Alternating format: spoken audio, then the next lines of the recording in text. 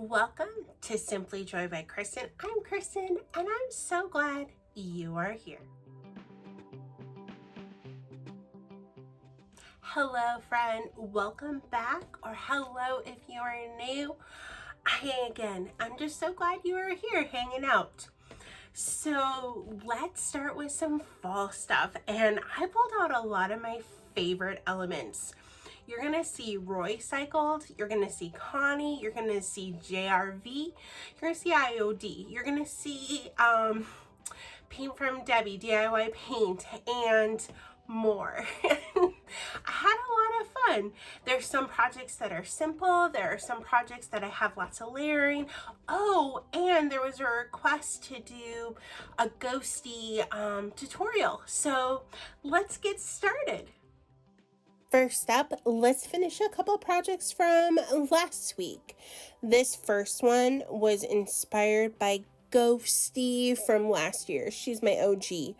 But I needed something to hang it by, and it originally was twine, and I wasn't feeling it. I wanted another option, and so I looked at Hobby Lobby in their ribbon section, and they had this kind of braided rope, and it was perfect, but boy was it snug. I had to really fight with it, but these turned out so cute, and I'm so excited for them to be added to this year's fall vignette.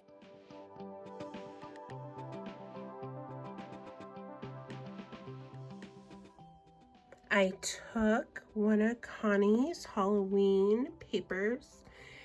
This is the 8x10 size, but I cut it down. I think the inside is maybe like 6.5 by 6, something like that. But I felt like I was missing something, so I bought the numbers from Hobby Lobby, and I still need to paint them. But originally I was thinking up here, but I think I changed my mind. I think I'm going to put it at the bottom, but I don't know. I'm going to paint it and then decide. So these numbers were perfect. I went to Hobby Lobby looking for numbers, and I looked at a variety of things, but I'm very happy with this size. I also was thinking I can use the 2 and 5 for Christmas. But anyways, I painted so many layers on these numbers. I did a couple shades of orange, brown, black, white. Oh, it's too dark, it's too light. And finally I added some gold rub and buff, and I think that was the final touch it needed. But I don't know if it needed all the layers, but we're gonna say it did.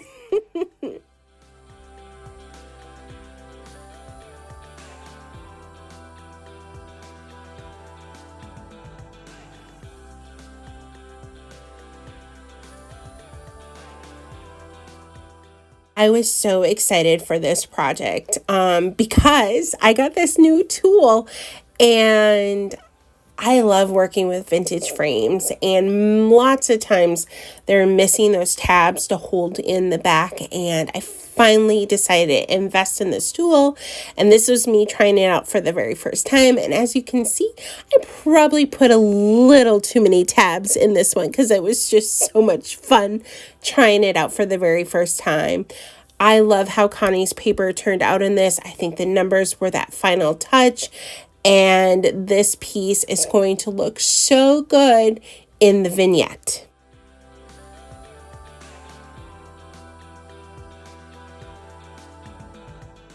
First thing you need is a base. It can be a canvas, it could be a piece of wood, it could be even cloth. It's whatever you decide you want it to be.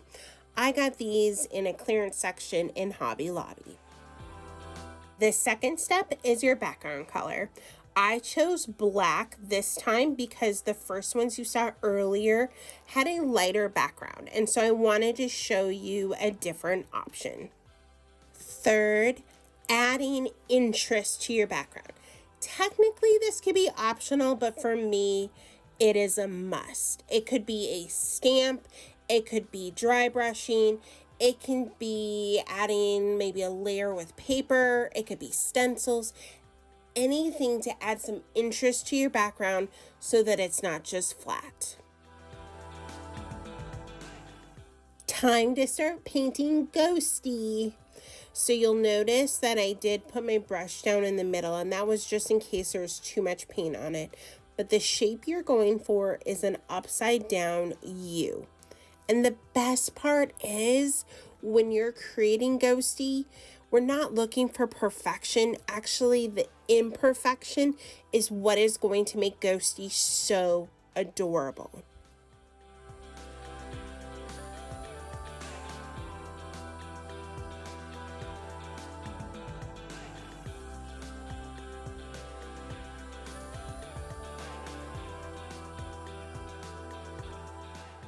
This is completely optional. I like dry brushing a little black over it. Be careful though so you don't load your brush too much. But again, this gives more of a distressed look, adds some layer and interest to it, and it's just something I prefer to do.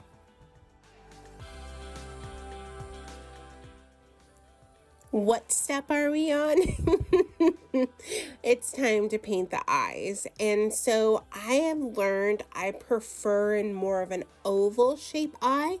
But if you want to go more circular, go for it. I've also noticed you want big eyes, but don't overdo it. I overdid it on the first set and I had to go back and fix it. Another thing is keeping them a little closer together, I think adds to the cuteness. Let's wrap these ghosties up. I did a little dry brush of white over the eyes just to create a little bit of a distress. I went for 2 different looks on this. The first one was I stamped Boo in the corner. I went out and I sealed them with a clear spray, and then I brought them back in and I gave one of them a cute little bow. I love how these could be individual or they could go as a set of 2. So this is completely random, but I'm throwing it in anyways. As I was gathering things and working on things, I noticed this piece, which I had just thrifted on our road trip, and all it needed was to have the border painted black. And so because I was already going to be using the color black, I brought it up to do it. And so if you have one item that just needs one little thing and you're already using that color, let's be wiser with our time. Let's be good stewards of our business. I'm not saying pull out everything, but one thing paired with what you're doing, and I think that it's going to help us all, or at least me, get my stash under control.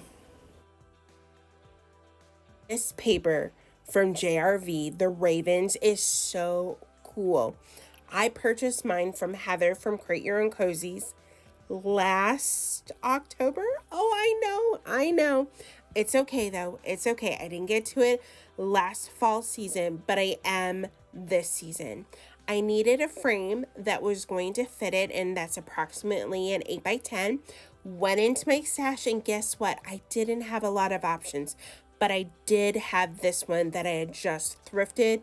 I loved the look of it with it, but not the color. I'm typically drawn to painting my frames black, especially around this time of year.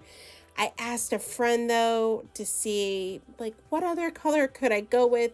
She suggested a dark green, so I chose Eden from DIY Paint and I paired it with black wax, and I think it looks perfect.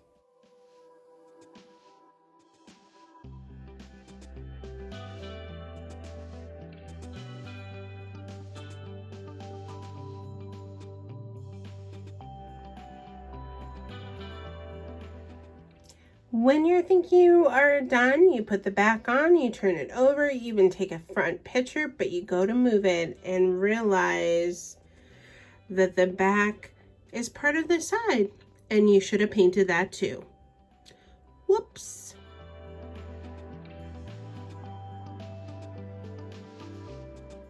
So I did something I normally don't do, and that is I paid full price. I know. I should have waited until they went on sale. However, after creating the miniatures last time, I was in that kind of mode, and I have never created fall ones. And This is addicting. I had so much fun. So I painted a few layers on the ghost. I did white. I did some black distressing. I came back over in white. And of course, painted the cute little eyes. But these ghosts are so fabulous. I'm going to go get another pack. So I didn't use all of them in this video, but I have other supplies coming. So just stay tuned. There's going to be more. I found these pumpkins at Hobby Lobby, and even though they could have stayed the way they were, I changed them up. I used Summer Crush and I used weathered wood to create a more muted tone. Okay, here we go. We're creating the first one, and I took a little spool and a little tart tin and I stamped Boo on it. How cute! How cute is this? And this one's a little faster on assembling, but I will slow down for the next one.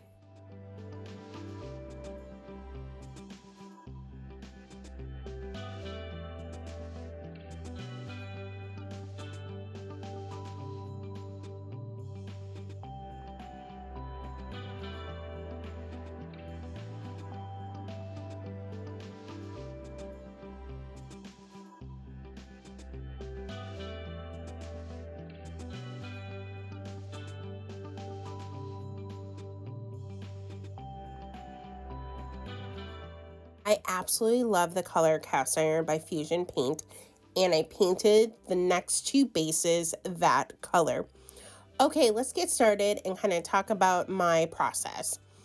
I normally like some sort of base, and you're going to notice that two of them I did more of a tart tin, and the last one I just used a small wood block. Next, I'm trying to get the edges with the moss. I'm not a huge fan of Spanish moss, but I was so lucky that one time at a thrift store, I found 2 boxes of assorted moss on Amazon. They're like $20, $25 each, and I paid 2 each. And so I have a really fun assortment of different moss. I stuck with more of a brown tone here. I found the hay bales at Hobby Lobby, and the ghosts were from Michael's and the pumpkins were from Hobby Lobby. And so what I'm doing is I'm just trying to create a scene that has interest from multiple sides. The backside maybe not as much as the front, but again, I'm trying to add interest, which is why that little pumpkin is hanging out in the back. Another thing that I did on this one is I created a little sign that said Boo. I used a toothpick, I stained it, and then I have these clickable stamps that I absolutely love. I think I also got them from Michael's. But anyways, I stamped a Boo on it, and yeah, just had one ghost. I put multiple pumpkins on there, filled in the gaps with the moss. Now, I'm sure part of the tart tin shows somewhere, but I did my best to cover as much and to make it look full.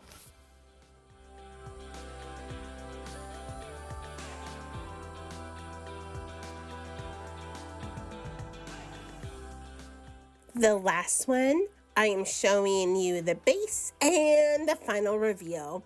This one I used 2 ghosts and 7 pumpkins and 2 hay bales, and this one probably turned out to be my favorite, probably because Ghostie had a friend, right? You need a friend, a partner in crime. So total, I had 12 ghosts and I used 4. I had 6 hay bales and I used 5. I had 20 pumpkins because I bought 2 packs, and I think I used 13 of them just to kind of for reference, but don't worry, more are coming. I have other ideas and I cannot wait to show you. If you decide to make any, would you please let me know, and I would love to see pictures. The Hot Creative Mess Express. One night I had only maybe an hour to work in my creative space, and my mind was just going. I had this idea and I ran with it as much as I could that night. But first up is this simple upcycle of taking a vintage nursing book page and putting it in a frame. I hope that I find more of them in the future. However, this is my last image from this, but what a perfect time to pull it out. When I was organizing my creative space, I came across this cute little oval frame and I felt like I needed to use it. And then I was like, oh, let's pull out Royce's paper. And then it just kind of snowballed from there. And so I picked out the little skeleton for this one, and I used watercolor paper because it's my favorite. And if you have seen Connie do this, this is who I was inspired by to do this technique.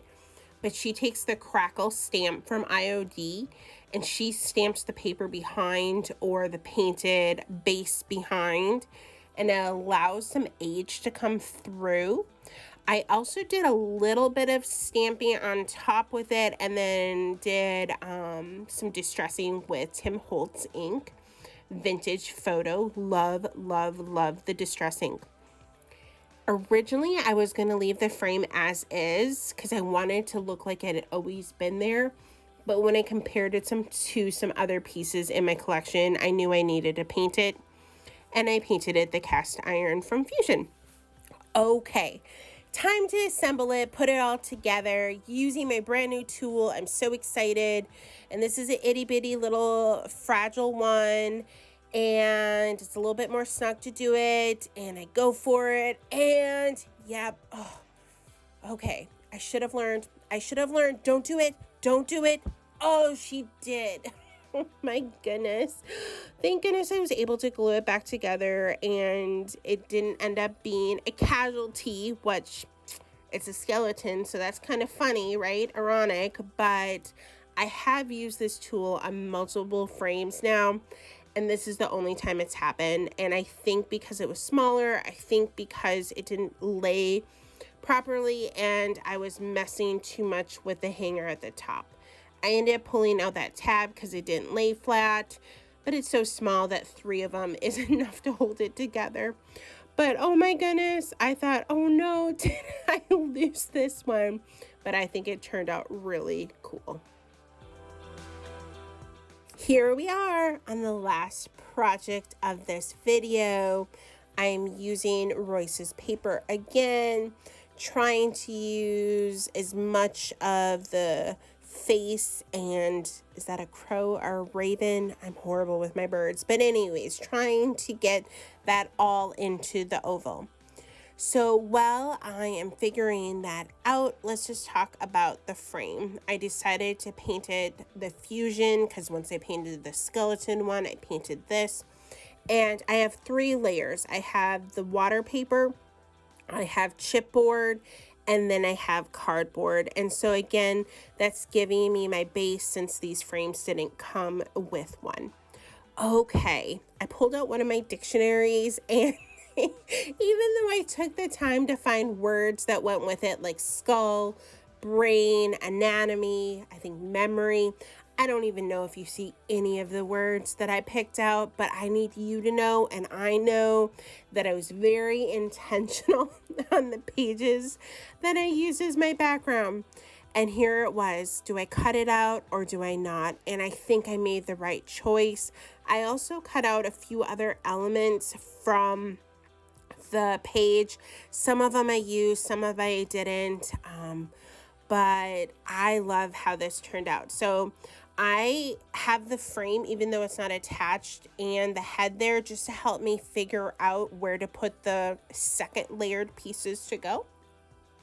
Now, because I wanted the head to be the main statement, I'm painting the back of it white. That means it's going to pop out and it's not going to have the background show. Does that make sense? That it's not going to be so transparent. There we go. That's a good word. It's not going to be so transparent because I want that to be the bold statement of this piece. And then I'm adding the little insects. I think they're moths, but again, you can correct me if I'm wrong. I absolutely love how this piece turned out. I think it is so cool having all of the layers and everything kind of on top of each other, and the three of them together. Oh, chef's kiss. Like, boy, do they look so good together. I would love to know which one was your favorite today. Thank you, friend, for hanging out and creating some fall with me. I had a blast and I hope you did too. The next video will drop on September 5th at 7 p.m. Eastern Standard Time, and I look forward to seeing you. It will be more fall as I prepare for Lynn Villa's craft show, and most of all, it is my heart this inspired you to be creative and create just for you. Until next time, friend.